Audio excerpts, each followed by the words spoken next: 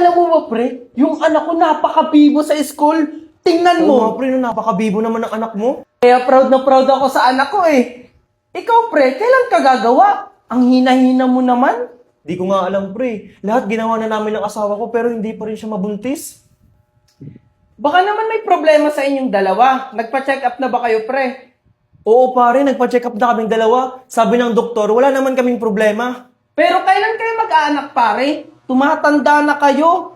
What if mag-ampun na lang kayo para may anak kayo? Ituring nyo na lang na anak. Ganun din naman yun. Yun nga lang, hindi galing sa inyo. Naku, pare, magkakaanak din kami. Siguro hindi pa ngayon. Pero ibibigay din yun ni Lord sa amin ng asawa ko.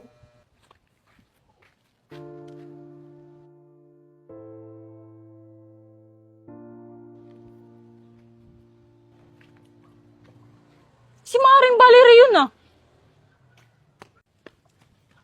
O Mari, ba't ka nakatulala?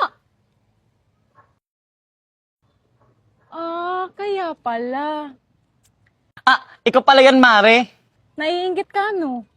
Naku Mari, what if mag-ampun ka kaya? Ano ka ba, Mare? Magkakaanak din kami. Siguro hindi pa binibigay ni Lord ngayon. Paano nga kung hindi? Diba?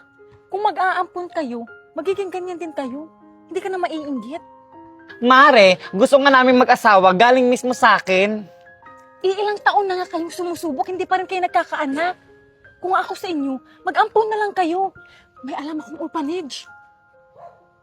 Ay naku, Mare, wag na natin pag-usapan yan. O sige na, magsiuwian na tayo ng mga pagluto na ako.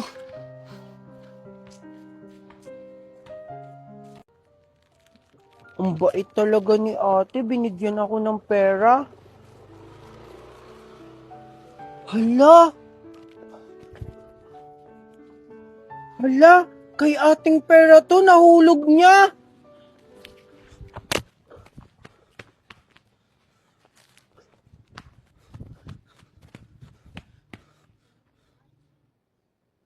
Toy, wala akong barya. Umalis ka na. Hindi po ako namamalimos.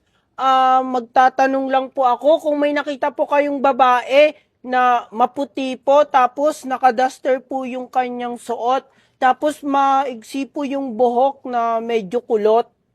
Naku, parang kilala ko yung tinutukoy mo. Si Miss Valerie ba yan? Bakit anong kailangan mo sa kanya?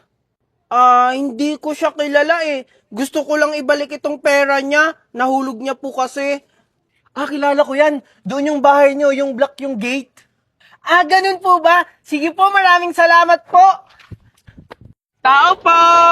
Wait lang po. Tao po! Sino yan? Hello po. Natatandaan niyo pa po ba ako? Oo naman, ikaw yung bata na limos sa akin. Ano kailangan mo? Ba't alam mo yung bahay ko? Ganito po kasi yan. Kilala ko yan. Doon yung bahay niyo, yung block yung gate. Ganun po ba? Sige po, maraming salamat po. Kaya nalaman ko po yung bahay nyo. Andito po ako para isauli ko po ito. Maraming salamat sa iyo. Napaka-honest mong bata. Buti na lang nakita mo.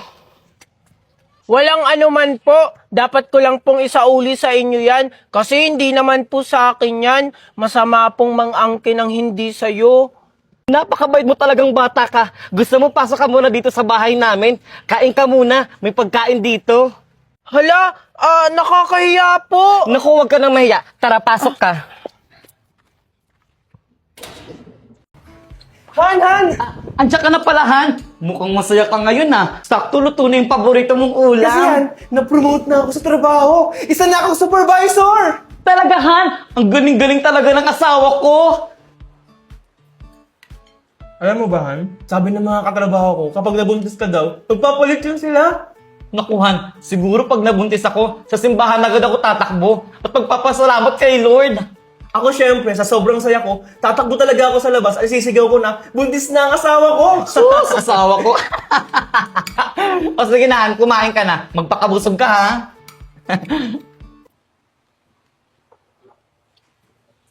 Han, O, ano yun, Han?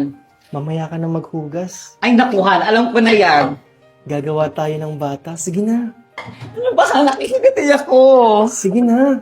Ano ba?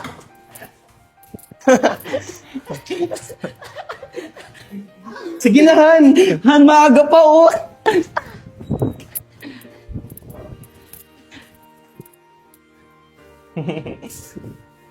Han! Han, what if mag-ampon tayo? Han, mahirap na magtiwala ngayon. Malay mo, paglaki ng bata, kunin sa atin ng magulang. Marami pa naman ako napapanood na ganyan. Han, idadaan naman natin sa legal para walang habol at hindi naman tayo basa-basa mag-aampon. Ay, si Kumare, may alam daw siyang orphanage. Sige Han, tapusin lang natin tong buwan na to. Pag hindi pa talaga, mag-aampon tayo. O sige Han, pag nag-ampon talaga tayo, ipaparamdam ko talaga sa kanya na hindi siya ampon. Siyempre naman! Ano Han, isa pa? Marco! Ano ba, Han? Oh, Han, andyan ka na pala. Sakto, ito pala yung baon mo. Ah, thank you, Han. Napakaswerte ko talaga sa'yo, Han. Kasi may asawa kong katulad mo. Sus, nung bola ka pa talaga. O sige na, mag-iingat ka sa trabaho mo, ha? I love you, Han. I love you too, Han. O sige na, Han. Mauna na ako. Baka malate pa ako sa trabaho ko.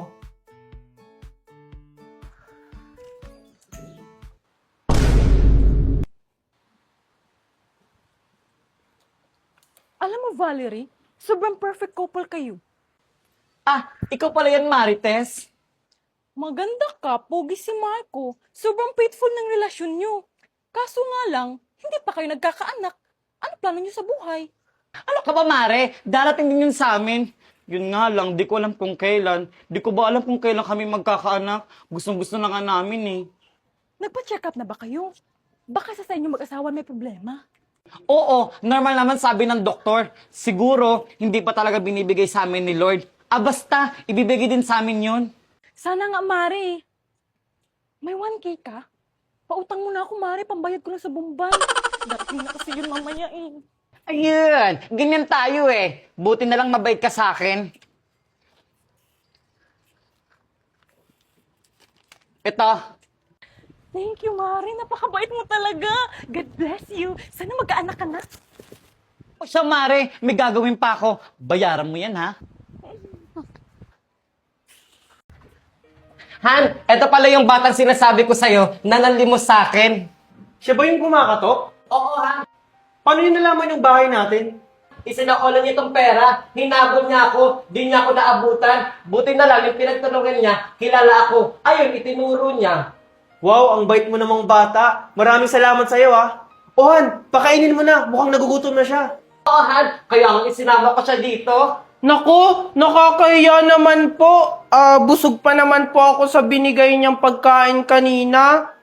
Nako, tinapay lang yun. Alam kong gutom ka pa. Oh, umupo ka dito para makakain ka. Maraming salamat po talaga sa inyo. Oh, ito na yung pagkain mo. Wow! Ang sarap naman nito. Maraming salamat po sa inyo.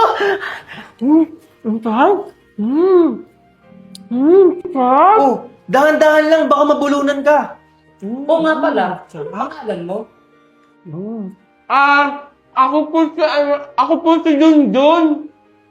Ah, ako pala si Valerie. Ito pala yung asawa ko, si Marco. Bagay na bagay po yung name nyo. Magaganda at pogi. Sus na bata ka? Nambola ka pa? Sige na, kumain ka na dyan. Hala, totoo po. Asan po pala yung anak nyo? Siguro po pumasok siya sa school kaya wala siya dito. Things na pinasok sa puwet namin, sa akin, wala. Sige. Talong, linga, patani, sitaw, bataw. Kutsara, tinidor, pichel, pinggan, mug. Ano? Wala, nagtanong lang ako. So wala sila guys, kaalam-alam. Makikita na lang nila sa post ko. Ate, namamalimos po. Pangkain lang po. Gutom na po kasi ako. Naku, Diyos ko, nakakaawa ka ng bata ka. O ito pagkain, magpakabusog ka ha. Pasensya ka na, ayun na may pagkain meron ako. Oh, dahan-dahan, baka mabulunan ka. Asa ba yung mga magulang mo? Bakit palaboy-laboy ka dito? Wala po akong mga magulang, patay na po sila. Ah, ganun ba? Nakakaawa ka sarap namang naman ang bata ka. pagkain niyo po. Wala ka bang kapatid? Ah, Or ka mag-anak? nag-iisa po kasi akong anak. Tapos yung mga kamag-anak ko naman po ayaw sa akin. Sinasaktan po ako at pinapalayas. Kaawa-awa ka namang bata ka. O sige na, uuwi na ako O ito, pambili mo to ng pagkain Maraming salamat po. Huwag mo yung gagamitin sa masamang bagay Ibili mo yan ng pagkain, okay? Ang swerte siguro ng anak nyo kasi napakabait nyong ina. Pagpalain po kayo ni Lord. Wala nga akong anak Ano po? Oo, maswerte talaga magiging anak ko. Ng anak ko. O siya, uuwi na ako. Mag-iingat ka O sige po, maraming salamat po sa inyo. Malaking tulong na po nito sa akin. Walang anuman, basta magpakabuti ka O siya, uuwi na ako. Sige po.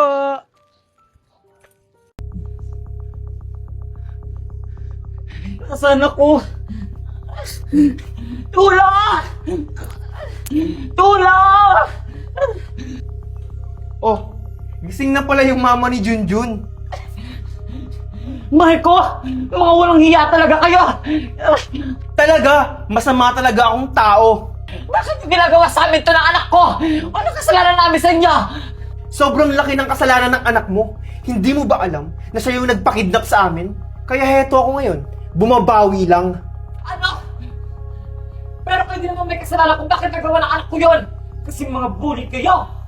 Ah, talagang kinakalaban nyo talaga kami? Well, dyan ka lang hanggang sa mabulok ka. Huwag niyo akong iwan dito! Nakawalan niyo ako! Tulong! Tulong! Tulong! Makakaganti na rin ako kay Junjun. Nasaan na kaya si Mami?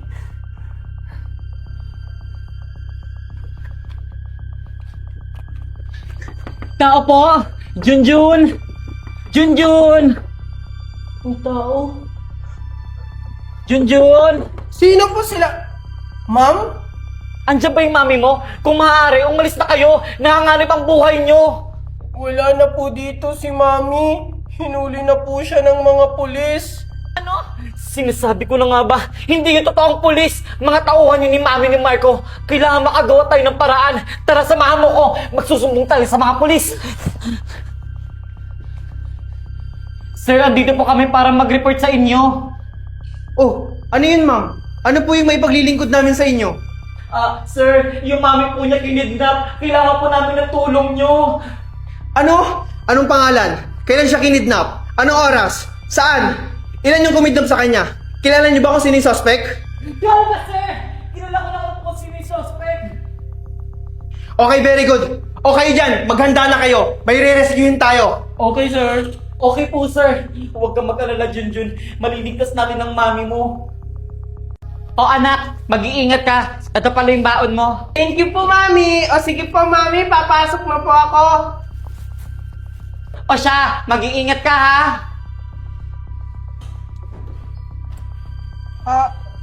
Sino po kayo? Dito ba yung bahay ni Valerie? Opo, Mami ko po yun. Ano pong kailangan nyo sa kanya? Mga pulis po kami. Andito po kami para hulihin siya. May warrant of arrest po kami para sa kanya. Ano po? Ano pong kasalanan ni Mami? Anak, sinong kausap mo? Mga pulis po, Mami. Ano? Kayo? Sir, ano po kailangan nyo? Ikaw ba si Valerie? Nandito kami para huliin ka. Mabait po yung Mami ko. Bakit nyo po siya inuuli? Ano? Wala po akong ginagawang masama. Nananahimik lang ako dito sa bahay. Huwag ka na masyadong madami sinasabi. Sumama ka na lang! Huwag kang makingiya kung anong masaktan.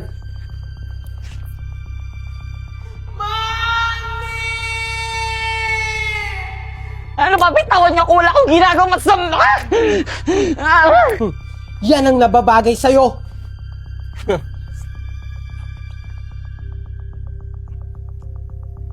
Boss, hawak na namin yung mama ni Junjun.